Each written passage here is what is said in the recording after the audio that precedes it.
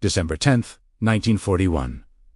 Dawn broke over the South Pacific, the sky a cold, pale blue above the rolling waves. One lone P-40 Warhawk roared through the clouds, its engine a defiant growl against the calm morning. Below, the sea shimmered, untouched by the violence about to unfold, while above, a formation of Japanese Zero fighters blotted out the sunlight like a living shadow. Inside the cockpit, the pilot's hands gripped the stick, knuckles white, eyes scanning the endless rows of enemy aircraft. Each Zero was a razor-sharp instrument of destruction, agile and precise, and yet here he was, one man, one plane phasing dozens. The radio crackled with hurried reports from distant airstrips. But in the air, there was only the immediacy of survival.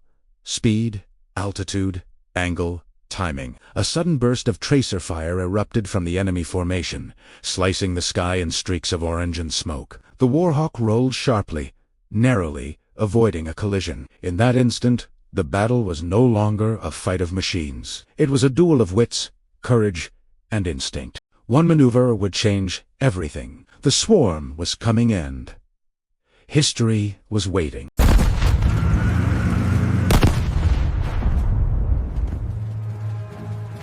By late 1941, the Pacific was a cauldron of tension and impending violence. Japan's imperial ambitions had already swept across Manchuria and China, and their sights were now set on Southeast Asia and the Pacific Islands. Oil, rubber, and other vital resources were scarce at home, and a swift campaign to secure these territories was deemed essential. The United States, Britain, and the Netherlands maintained outposts in the region, but their air forces were scattered, under-preppered, and largely reactive. The Japanese Imperial Navy and Army Air Forces had achieved near-total air superiority in their early campaigns. Their primary fighter, the Mitsubishi A6M Zero, was a marvel of speed, agility, and climb performance. It could outmaneuver nearly every Allied plane in the region, with a range that allowed extended patrols over the vast ocean. Japanese doctrine emphasized aggressive aerial tactics, mass formations, coordinated attacks, and psychological intimidation. Pilots were trained to exploit weaknesses in slower or less maneuverable aircraft, making them exceptionally deadly in early engagements. Against this backdrop, the Curtiss P-40 Warhawk was deployed. Designed in the late 1930s, it was a sturdy, single-engine fighter with heavy armor and 6 .50-caliber machine guns. Unlike the Zero, it could absorb more damage and dive faster, but it lacked agility. Early American intelligence and Japanese observation alike underestimated the plane's potential. To Japanese commanders, a lone P-40 seemed a minor annoyance, a relic of an inferior air force. American pilots, however, were learning the hard way that survival depended not on matching the Zero's maneuverability, but on exploiting its limitations. The P-40 could outdive the Zero, sustain hits the lighter Japanese fighter could not, and deliver concentrated firepower when positioned correctly. These lessons were often learned at the cost of life, as inexperienced pilots faced overwhelming formations in their first sorties. The strategic geography of the Pacific amplified these challenges. Island airstrips were scarce and vulnerable, and supply lines stretched thousands of miles over open ocean. Pilots had to contend not only with enemy fire, but with isolation, tropical weather, and mechanical failures far from rescue. Each engagement was therefore both a tactical and logistical test, demanding split-second judgment and unyielding courage. In late 1941, tensions erupted into full-scale conflict with the attack on Pearl Harbor. The Japanese swept through the Philippines, Malaya, and the Dutch East Indies, overwhelming defenders with coordinated air and naval operations. In this early phase, the P-40s saw action primarily as defenders, tasked with intercepting bombers and engaging superior numbers of Zeros. Their successes were limited but notable. A handful of skilled pilots learned that even a single Warhawk could disrupt formations, force miscalculations, and, on rare occasions, turn the tide of localized engagements. Japanese overconfidence in these early months contributed to the misjudgment of American capabilities. Commanders often expected P-40s to scatter under pressure. Yet reports began to surface of pilots who used energy tactics, diving attacks, and feints to survive and inflict damage. These isolated incidents, though small in scale, hinted at the tactical potential hidden within an aircraft that seemed, at first glance, out. By the time of the engagement that would define this story, both sides had accumulated experience, losses, and grudging respect for the other's capabilities. The stage was set. Japanese commanders ready to overwhelm with sheer numbers, and American pilots prepared to fight against the odds with a combination of innovation, courage, and precision. In the vast skies above the Pacific, one maneuver, executed at the right moment, would demonstrate just how underestimating a single P-40 could become a costly mistake. The lesson was clear. In war, numbers alone did not guarantee victory. Strategy, skill, and daring could shift the balance in an instant, and one pilot would soon prove it. By early 1942, the P-40 Warhawk had carved out a reputation that belied its initial underestimation. Its Allison V1710 engine gave it speed and dives unmatched by the nimble Zero, while its robust airframe could absorb hits that would send lighter fighters spiraling out of control. Unlike the Zero, which prioritized agility over armor, the P-40 could endure concentrated fire, allowing American pilots to execute aggressive hit-and-run tactics. This combination of resilience and firepower made the Warhawk uniquely suited to counter the swarm tactics favored by Japanese commanders, though few realized it at first. Pilot training was another decisive factor. Early American aviators in the Pacific were often undertrained, rushed into combat, and confronting enemies with far greater experience. The Japanese Navy had cultivated a corps of pilots, adept in formation flying, dogfighting, and aggressive pursuit, creating a psychological edge. Yet American instruction emphasized energy management, situational awareness, and the strategic use of terrain and altitude. Pilots learned to bounce the enemy diving from above to exploit speed advantages, then climbing back to reposition. Such maneuvers demanded precision and nerve, and even a small error could prove fatal. Leadership in the air was critical. Squadron commanders understood that numerical inferiority could be offset by tactical ingenuity, radio discipline, pre-planned maneuvers, and the ability to maintain cohesion under fire determined success or failure. The Japanese, confident in their superior numbers and aircraft performance, often underestimated the capacity of a single, well-flown P-40 to disrupt an attack. Commanders assumed that any lone fighter would be quickly neutralized, failing to account for the Warhawk's resilience and the ingenuity of its pilots. Technical limitations on both sides shaped the battlefield. The P-40 could not outturn a Zero in a horizontal dogfight, but it could outdive and withstand more punishment.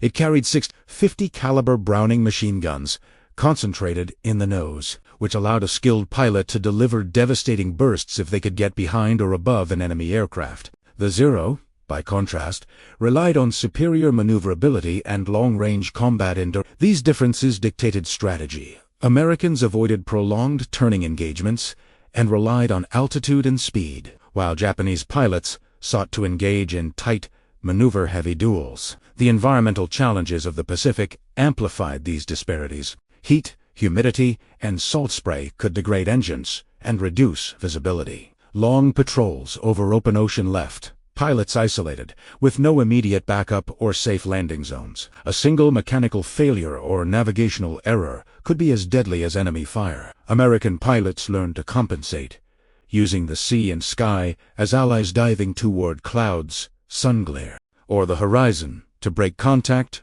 or set up an ambush. Such tactics were risky, yet effective in turning the perceived weakness of being outnumbered into a strategic advantage. By the time the decisive engagement unfolded, the P-40s had matured from experimental frontline aircraft into lethal instruments of tactical innovation.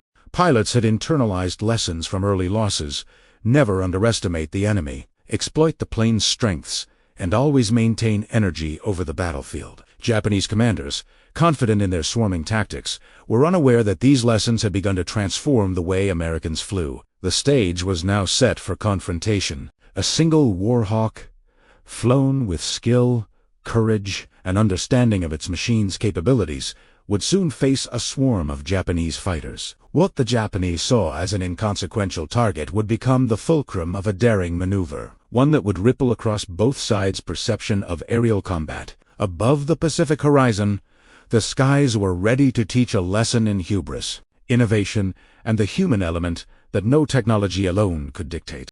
The life of a fighter pilot in the early Pacific War was defined by extremes: fear, adrenaline, and the weight of responsibility. Facing overwhelming numbers, the pilot in a P-40 had no room for hesitation. In a single engagement, seconds determined life or death, and every decision carried consequences not only for themselves but for their squadron and mission. Psychologically, the disparity in numbers added pressure. Japanese Zeros often outnumbered American fighters 3 or 4 to 1, forming an intimidating canopy of speed and firepower. Yet history shows that fear, when tempered by training and experience, could sharpen. Pilots learned to channel terror into focus, scanning constantly, anticipating enemy movements, and managing the energy of their aircraft to maintain an edge. In many cases, survival depended as much on mental resilience as mechanical capability. Even the smallest tactical success forcing an enemy to break formation or miss a shot reinforced confidence.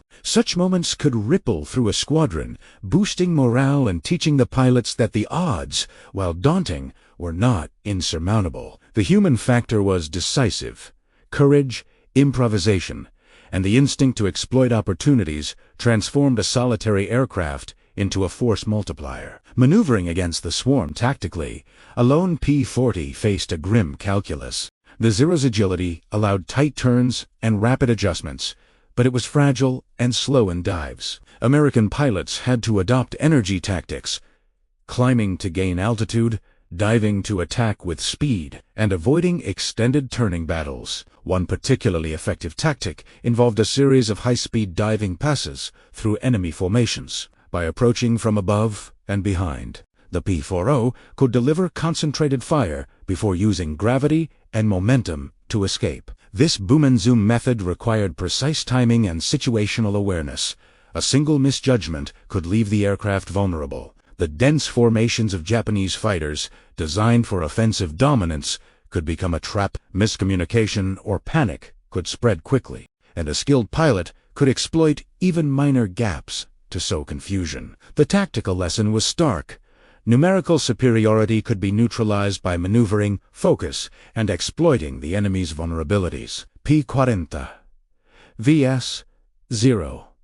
The technical differences between the P-40 and the Zero shaped every engagement. The Warhawk's 6.50 caliber machine guns delivered concentrated fire, capable of bringing down a Zero with a well-placed burst. Its armor and self-sealing fuel tanks allowed it to survive hits that would have downed a lighter fighter, giving pilots more room to maneuver under fire. However, the P-40 could not out-arm a Zero, and climbing performance was inferior. This limitation forced American pilots to fight smart rather than fast. Energy management using altitude and speed to dictate the terms of the fight became essential. Every dive, turn, and climb had to be calculated, leveraging the aircraft's strengths while avoiding exposure to the enemies.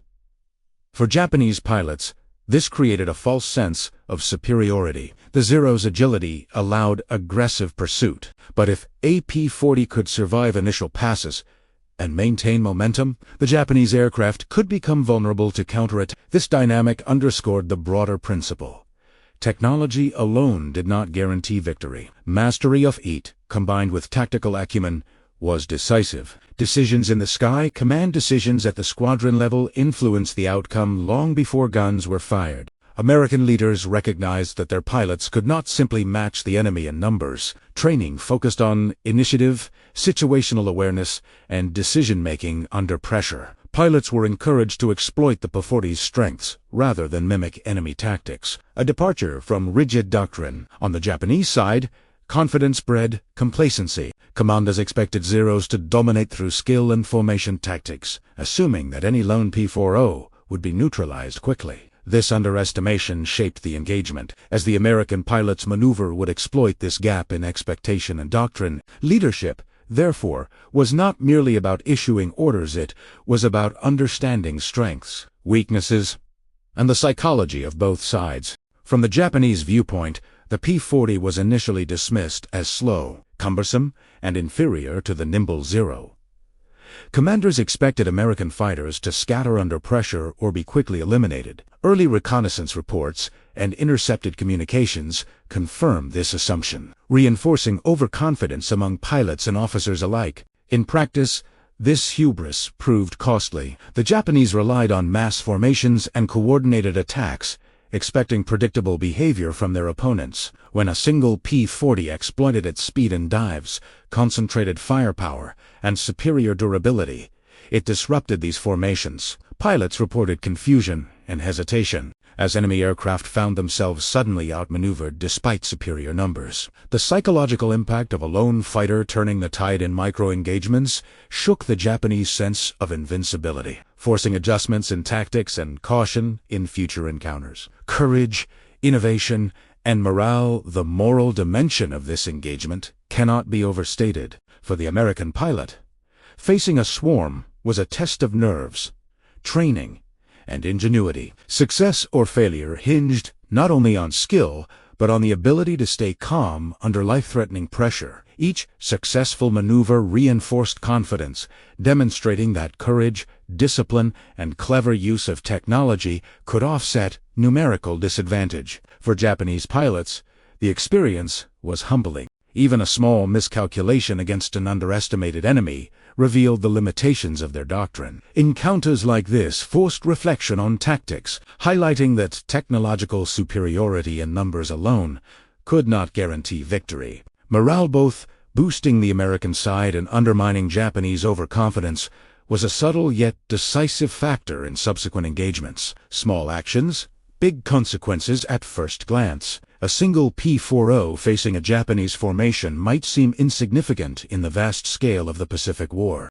Yet this microcosm illustrates a broader strategic lesson. Individual initiative and tactical ingenuity can have ripple effects far beyond immediate losses or kills. In this engagement, one pilot's audacious maneuver disrupted Japanese formations, caused delays, and forced re-evaluation of attack plans. It demonstrated that flexibility, understanding enemy psychology, and exploiting weaknesses could shape the operational environment. Small victories like this influenced air strategy, training priorities, and even the confidence of ground forces relying on aerial support. Leadership and doctrine revisited. The engagement also highlighted how leadership at every level interacts with doctrine. American squadron leaders emphasized initiative and adaptability, instructing pilots to exploit the P-40's strengths rather than fight on enemy terms. This contrasted sharply with Japanese assumptions of universal superiority, which left formations vulnerable to unexpected maneuvers. After-action reports from both sides underscore this lesson. Leaders who can anticipate enemy expectations,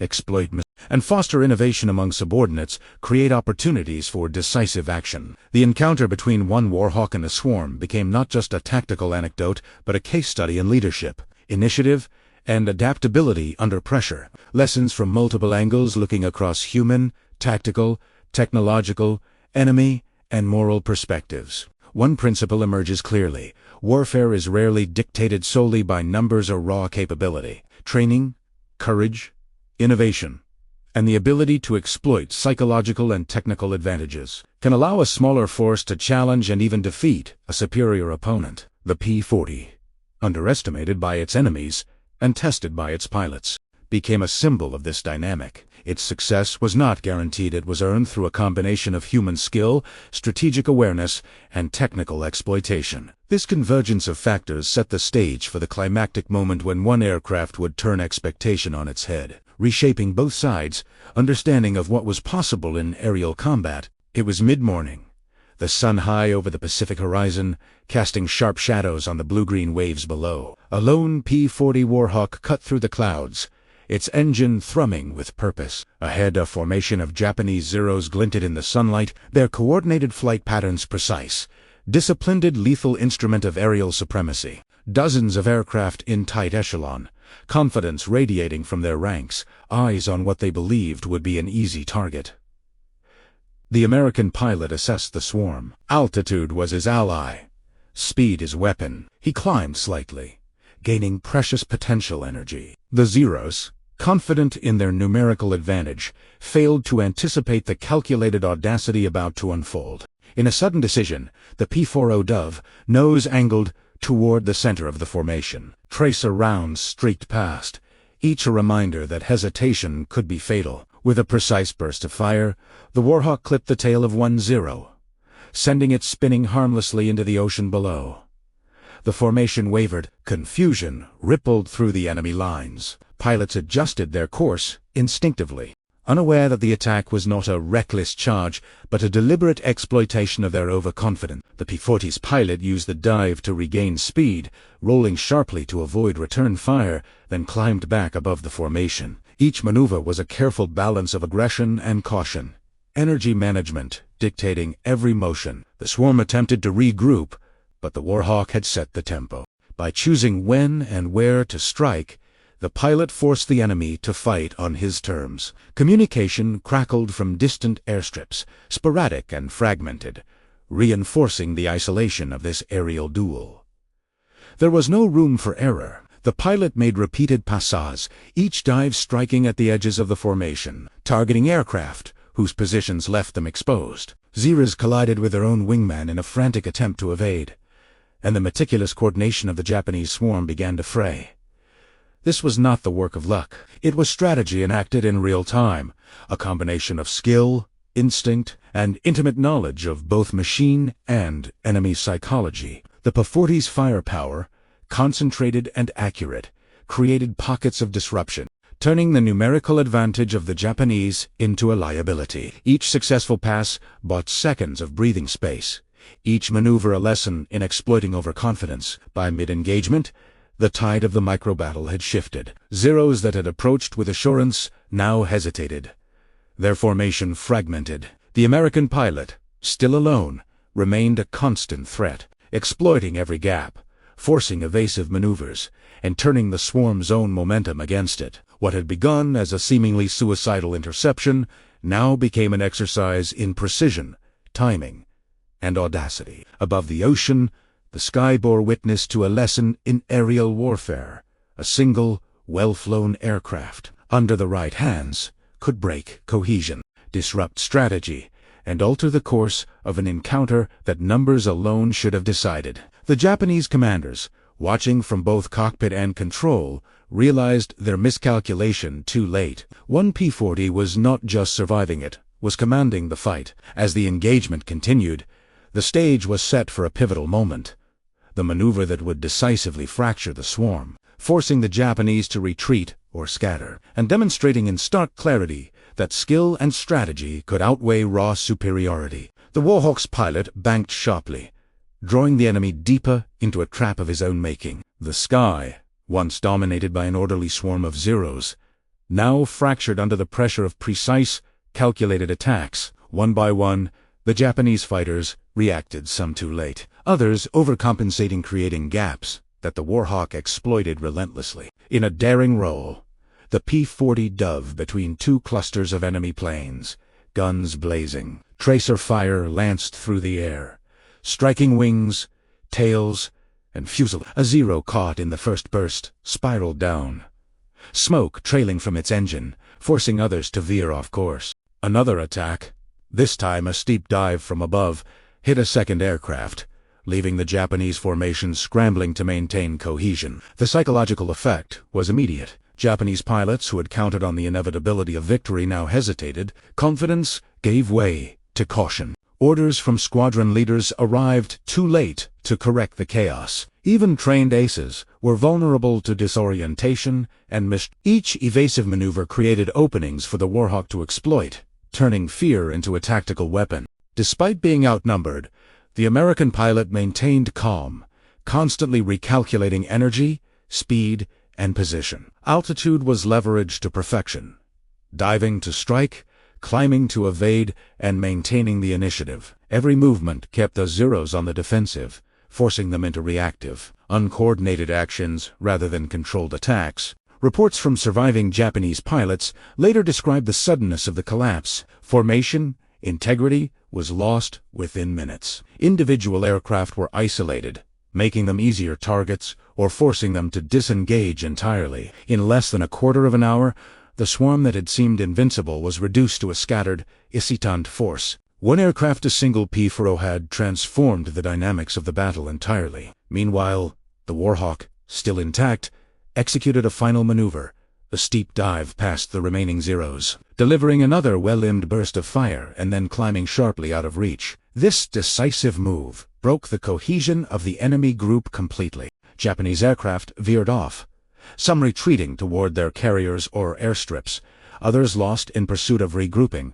effectively ending the immediate engagement. The pilot's audacity had done more than survive. He had inflicted damage, disrupted enemy strategy, and demonstrated that numbers and confidence could be neutralized by precision, skill, and courage. Tactical doctrine would now reflect this lesson. Underestimating a P-40 or any determined pilot was a grave error. As the smoke cleared and the last of the Zeros disappeared over the horizon, the Pacific sky returned to its deceptive calm. The engagement was over, but its implications were far from trivial. For Japanese commanders, the realization was stark. Overconfidence in technology and numbers alone could no longer dictate the outcome. For American forces, it was proof that disciplined training, clever tactics, and daring could turn the tide in situations that seemed hopeless. The battle had ended, yet its reverberations were only beginning. The lessons learned in this single aerial duel would inform future strategies, influence training programs, and shift the balance of psychological confidence on both sides. One Warhawk, flown with mastery, had demonstrated a truth that every pilot would carry forward. Even against overwhelming odds, ingenuity and courage could alter history. The ocean below was littered with the remnants of a battle fought at dizzying speed. Smoke trails marked where Zeros had been struck and spun helplessly into the sea. The P-40, though battered in minor ways, emerged intact, a testament to both its rugged design and the skill of the pilot. For the Japanese formation, the encounter was a shock. Where they had expected swift victory, they now faced the disarray of fractured tactics, scattered pilots, and unexpected losses. Reports from Japanese sources later confirmed the disruption. Several aircraft had been damaged or destroyed, forcing emergency landings or abandonment. Squadron cohesion, carefully drilled and rehearsed, had been shattered in minutes. Commanders who had anticipated dominance over a lone American fighter were confronted with the reality that even a single Warhawk could dictate the flow of battle. For the American side, the engagement became an example of how tactical acumen could offset numerical inferiority. Pilots debriefed after the encounter emphasized the importance of maintaining altitude, exploiting speed advantages, and timing attacks with precision. Lessons learned from this fight were quickly incorporated into training programs, emphasizing energy tactics and situational awareness over dogged attempts to outturn the enemy. Beyond the immediate technical and tactical effects, the engagement carried a psychological impact. Confidence surged among American pilots who heard of the maneuver, inspiring both caution and boldness in future sorties. For Japanese pilots, the incident sowed doubt. Overconfidence, once a reliable asset, now became a liability to be mitigated. Subsequent missions would see tighter communication, more cautious formation management, and adjustments to doctrine in response to the vulnerability revealed by one P-40's actions. On-ground air commanders began reassessing strategy. The perception that a lone aircraft could influence the outcome of a fight led to greater emphasis on pilot skill and training, rather than relying solely on numbers. Aircraft placement, patrol planning, and mission assignments began to reflect the new reality. The human element, when combined with the right tactics, could outweigh the assumed superiority of enemy formations. The battle's immediate statistics, while modest in scope compared to larger campaigns, were telling. Even a few aircraft lost or damaged could delay operations, reduce air coverage for naval forces, and force commanders to reconsider aggressive maneuvers. In this microcosm of war, a single maneuver had magnified effects, demonstrating that tactical brilliance could reverberate far beyond the moment of engagement. The encounter also reinforced the limitations of relying purely on technological superiority. The Zero remained a formidable fighter, fast, agile, and deadly, but in the wrong circumstances, those advantages could be The P-40, underestimated and initially dismissed, had proven that effective use of aircraft capabilities, pilot initiative, and tactical creativity could create a decisive edge, even when outnumbered. The Pacific sky had returned to a deceptive calm, but the lessons were clear. Warfare was as much a contest of minds and tactics as it was of machines. And in this battle, the victory went not to the side with the larger formation or the more agile aircraft, but to the pilot who understood both the machine and the enemy, and who dared to act when others expected compliance. In the days following the engagement, the impact of a single P-40's audacious maneuver became evident across both sides of the Pacific theater. Japanese commanders, previously confident in their numerical and technological superiority, faced a stark reality. A lone, well-handled aircraft could disrupt operations, inflict losses, and force reconsideration of tactics. Reports highlighted not only the material damage several downed or damaged, but also the psychological effect on pilots and leadership. Caution replaced overconfidence in subsequent sorties, as squadron leaders sought to prevent a repeat of such disarray. For the American forces, the encounter became a symbol of resilience and tactical innovation. Pilots who had previously doubted the P-40's capabilities now saw firsthand that skill, strategy, and courage could compensate for technological disadvantages. Squadron training shifted accordingly.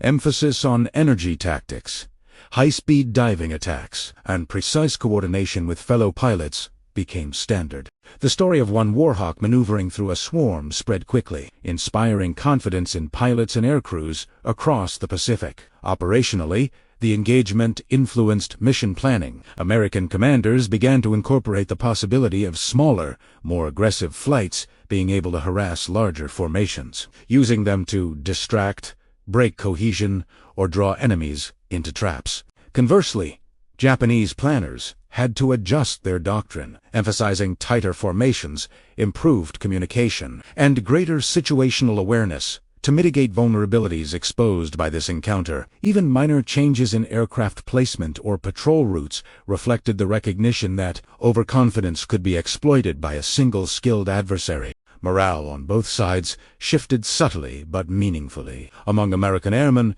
the engagement validated their training, judgment, and courage, fostering a belief that individual initiative could influence the broader campaign. For Japanese pilots, the lesson was humbling. Numerical superiority did not guarantee success, and even elite formations could be vulnerable to tactical ingenuity. This psychological shift would influence future engagements across the Pacific, affecting decision-making, risk assessment, and the tempo of aerial operations. The encounter also reinforced a critical strategic truth. In the vast expanse of the Pacific, small engagements could have outsized effects. A single P-40 forcing a formation to scatter could delay bombing runs, reduce air coverage for naval convoys, or create openings for ground forces. Such micro-level actions, repeated across multiple theaters, contributed to a cumulative impact that shaped the overall course of the war. In hindsight, historians note that this engagement became a case study in aerial warfare. It highlighted how underestimation, overconfidence, and rigid adherence to doctrine could be exploited. It demonstrated the enduring principle that human skill, tactical insight, and the clever application of technology often outweigh raw numbers or apparent superiority. For the pilot of that lone Warhawk, the victory was personal. But for both militaries, the lessons were profound, shaping strategy, training, and the psychological understanding of combat in the Pacific. As the dust settled over the Pacific horizon, one lesson emerged with clarity. War was as much about minds and maneuver as it was about machines. A single act of bravery and skill could resonate far beyond the skies above, leaving a lasting imprint on strategy, morale, and history itself. In the vast Pacific skies, a single P-40 Warhawk had done what numbers and technology alone could not predict. It reshaped the course of a battle through skill, daring, and precise timing. The pilot's audacity became a symbol of the human element in warfare, the capacity to improvise, calculate, and act decisively under pressure. In that brief, tense encounter, courage and intellect were as lethal as machine guns or engine power. The engagement illuminated a universal truth of combat.